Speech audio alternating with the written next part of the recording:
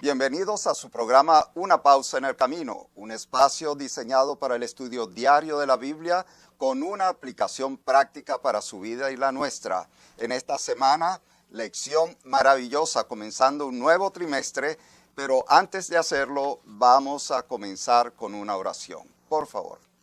Señor que estás en los cielos, gracias por la oportunidad de estudiar tu palabra en este momento. Guíanos en todo instante. Sé sobre el pastor Humberto Rassi, con cada uno también de las personas que están en este momento viéndonos y oyéndonos. Amén. Porque en el nombre de Jesús te lo pedimos. Amén. Amén.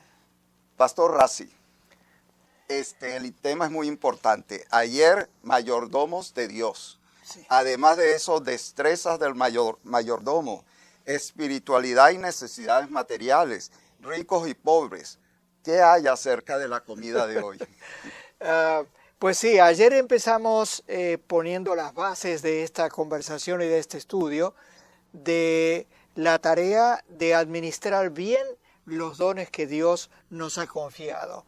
Y hoy vamos a estudiar un poco las raíces de la actitud materialista y de la manera en que el mundo influye sobre nuestra manera de pensar y de actuar. Pero ¿dónde vamos a comenzar hoy? Bueno, vamos a empezar a leer dos pasajes de la Biblia que encontramos en especie de contraste y contradicción. Y voy a leer el primero y le pido que usted lea el segundo. El primero casi lo sabemos de memoria, porque tanto amó Dios al mundo que dio a su Hijo unigénito para que todo el que cree en Él no se pierda, sino que tenga vida eterna. Juan 3:16. El segundo dice, no amen al mundo ni nada de lo que hay en él. Si alguien ama al mundo, no tiene el amor del Padre. Primera de Juan 2:15. Siente el contraste, ¿no es cierto? Fuerte. Dios ama al mundo de tal manera que nos envía lo mejor, su Hijo, que muere, resucita, muere por nosotros. Y luego Juan, que es el mismo que registra el primer pasaje, palabras de Jesús a Nicodemo, dice, no amen al mundo, ni nada de lo que hay en él. Pastor, usted nos está complicando la vida, nos está introduciendo otro concepto, y es ahora el mundo. ¿Qué es eso del mundo? Muy bien, esa es la palabra clave. En griego, el original griego es la palabra cosmon, de donde viene cosmos, digamos. En ambos casos, esta misma palabra aparece. Pero en el contexto, en el primer caso, mundo se refiere a los habitantes que viven sobre el planeta, a usted, a mí, a nuestra audiencia. Para ellos vino Jesús a morir. En el segundo pasaje, en el de Juan, que vamos a volver más adelante en las próximas lecciones, significa aquí la sociedad humana que se ha rebelado contra Dios, que está dirigida por valores del enemigo, que es la humanidad controlada por Satanás. De modo que nos advierte, cristianos, no se dejen secularizar o mundanalizar. Usted nos está poniendo aquí un contraste que no es fácil asimilar. ¿Usted podría ahondar un poquito más? Pues sí, vamos a ver un pasaje más que creo que puede ayudar esto. Y está en Romanos, palabras de Pablo. Por lo tanto, hermanos, no se amolden al mundo actual, sino sean transformados mediante la renovación de su mente. Así podrán comprobar cuál es la voluntad de Dios, buena, agradable y perfecta. Es una metáfora muy interesante esta, doctor Pony. Sí. No dejen que el mundo los meta a la fuerza en su molde, que es el riesgo que corremos al ser influidos por la cultura que nos rodea, los valores del mundo. De modo que recomienda que el Espíritu Santo renueve nuestra manera de pensar, que en lugar de dejarnos amoldar, cambiemos de perspectiva y dejemos que los valores que reinan en nuestra vida y conducta sean los que Dios quiere, su voluntad buena, agradable, perfecta. Probablemente alguna persona que nos está viendo va a tener en mente más o menos el siguiente pensamiento. Pero yo me porto bien. ¿Por qué me tengo que transformar? ¿Por qué tengo que cambiar? ¿Qué es lo que es tan necesario para transformarme? Bueno, esa persona es una ingenua. O sea, en este mundo nuestra naturaleza natural es egoísta. Desde pequeños somos egocéntricos, codiciosos. Buscamos nuestra propia comodidad, buscamos tener dinero que nos permite tener poder y ser independientes. De modo que ahí está el riesgo. Fíjense estos dos pasajes ahora que pondremos en la pantalla. Quien ama el dinero, del dinero no se sacia. Quien ama la riqueza nunca tiene suficiente. Y luego pregunta en Isaías, ¿por qué gastan dinero en lo que no es pan y su salario en lo que no satisface?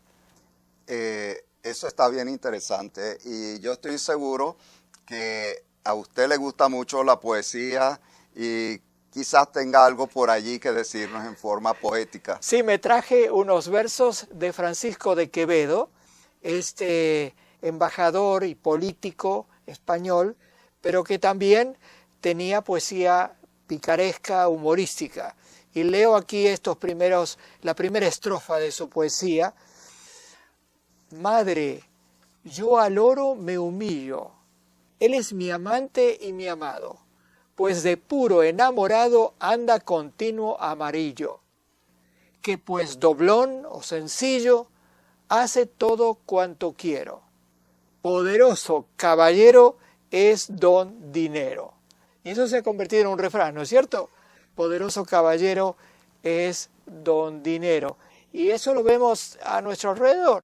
Lo sentimos nosotros mismos. Si tuviera un poquito más de dinero. Y como leímos en los proverbios, nunca nos saciamos. Nunca es suficiente. ¿Cuál sería la aplicación práctica y la meditación en este tiempo que todavía nos queda? Yo pienso que el primer paso es reconocer nuestra tendencia natural al egoísmo y a la codicia, que son propias de los seres humanos. Son propias de mí, lo confieso. Me gustaría tener más dinero, más cosas, más propiedades.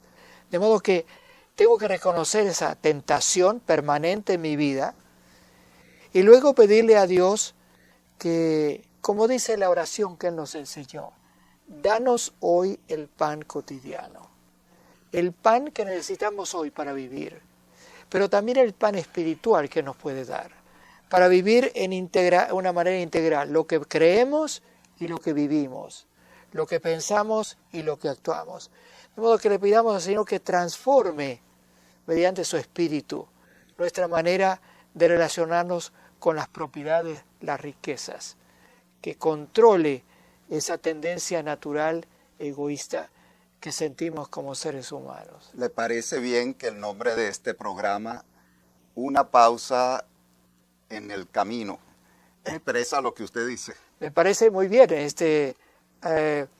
pararnos en nuestro camino y reflexionar hacia dónde vamos. Una observación muy apropiada, una pausa en el camino para pensar en las cosas que realmente importan. Y si le parece bien, vamos a pedir que el Señor esté con nosotros y con nuestros televidentes.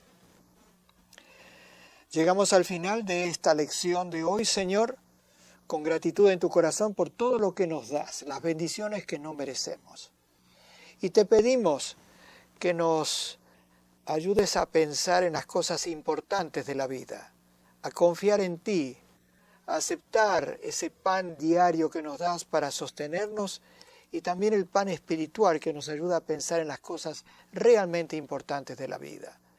Pido que bendigas a cada uno de nuestros televidentes y les des esa sabiduría que nosotros también, el Dr. Pony y yo, pedimos para nosotros. El buen juicio, la prudencia, la gratitud. En el nombre de Jesús lo pedimos. Amén.